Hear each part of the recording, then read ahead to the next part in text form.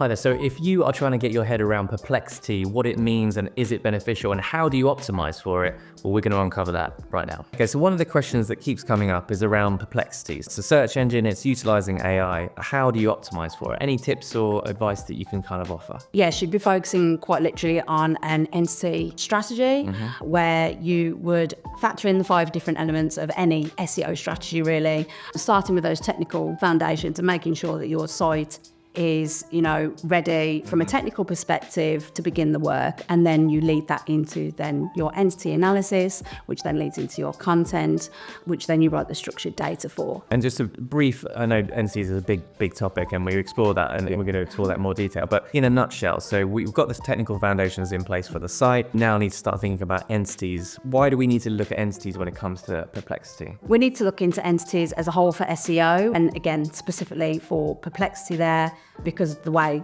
that search has changed. Obviously, as you mentioned, it utilizes AI, which rather than using keywords, single specific keywords, it will actually be factoring in a more human-based approach where actually it's thinking about those more longer tail conversational pieces. So obviously an entity in itself will encompass all of those individual keywords and produce the best results. So in terms of entities, can you give us a bit of a breakdown of what they are, why they are important, and I guess why Perplexity uses them? In terms of how we describe entities as SEO, imagine that you are writing a story and the entities are about the character within the book. So if we think of, we're writing a story about Richard Branson, I'm going to make this relate to the travel industry.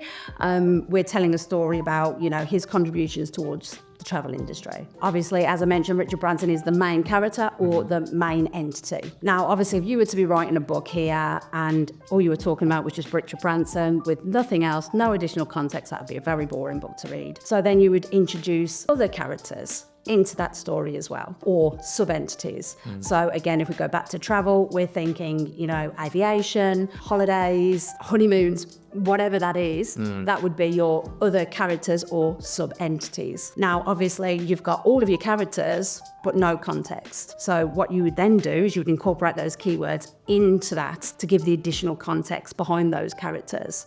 And what happens then is search engines and Perplexity will then absolutely take all of that, join all the dots together to then gain that better understanding, all of those things together, showing all of those contributions that Richard Branson has made to the travel industry. Gotcha. And I guess without those entities, those things, it can't provide a very complicated or complex results because it wouldn't have the context or the relationships between them. Exactly that. So again, just to kind of summarize that, the main entity would be Richard Branson. All the sub-entities within that would be your holiday, the honeymoons, etc. And the keywords therefore provide all of the context that you can understand who these people are, and they join the dots together to produce the best results. In terms of Perplexity, do you use Perplexity? We do. We use it. We do use it for analysing, especially looking at performance campaigns, how they're actually working, how are the things that we are doing, how are they translating into that. We have utilised it a few times, again, especially when we are working on potentially a new entity that isn't known within Google. We do that to monitor actually how that's progressing in there, because you can introduce a new entity, you can teach a new entity, and we monitor the progress and actually how that's translating into Perplexity or ChatGPT or Bing.